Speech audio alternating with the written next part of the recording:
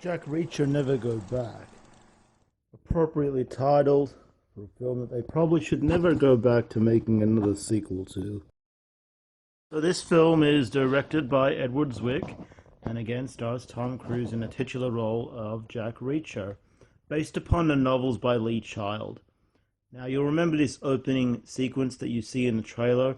That really does hook you in and really makes you want to see this film. Because you're asking a lot of questions about the cop that you see in the trailer. Why, how, and what happens. And I will say that is very effective marketing from the film's producers here, from the distributors. But the film does not live up to that trailer's expectations. So here we have Jack Reacher, again, played by Tom Cruise, reprising his role in a titular character. This time he gets a call from Cobie Smulders, as you know, from How I Met Your Mother. She's now this high-flying hotshot in the military, and Jack Reacher is ex-military. She calls him back to catch up with him because she has some information, and when he arrives at the military base, he finds out that she's been arrested on account of some espionage treason type stuff, and then he ends up having to break her out, and the next thing you know, they're on the run. And to complicate matters a little more, Jack Reacher may or may not have a daughter who he meets in the film.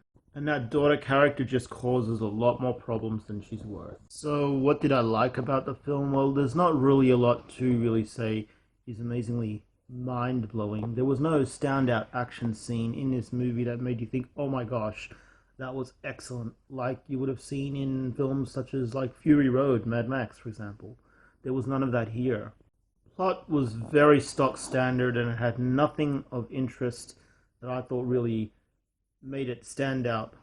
Acting from Tom Cruise was not his best either. He felt like he was reading a script purely to obtain a paycheck. Some of the scripting in this film was atrocious. I have to say that some of it felt very B-grade, the type of scripting that you'd get on a midday movie. And this is the type of film that if you see it on cable one day in the middle of the day, you'll be like, yeah, I'll sit down and watch this. But it wasn't anything special.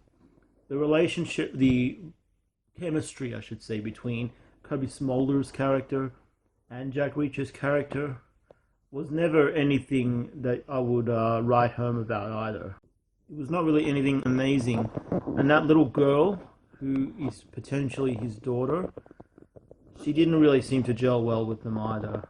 And I guess this is where the problems arise with the film. Because I think that Tom Cruise is a bit of a miscast in this film, just as Tom Hanks is a miscast in Inferno and the Dan Brown films. As we've seen this year, a lot of book-to-film adaptations haven't really hit the mark, and I don't know if there's anything coming out soon that will. And a lot of people are taking this film to town, and they're just saying it's a terrible movie. I'm not going to say it's terrible. I'm going to say it's mediocre. I'm going to say there's a few interesting moments that you get from the trailer, but you don't get anything here that you would not see in any other action movie. Even though they define it as an action film, there are a lot of scenes here that Edward Zwick has put in that are also a bit dramatic, but nothing too tense that you want in a film of this nature. So ultimately, the trailer is supposed to hook you in. It does a very good job of that. I'm sure a lot of people are going to watch this movie, but I'm sure a lot of people are going to feel the same way that I did in the end, ultimately. So without further ado, here's my score.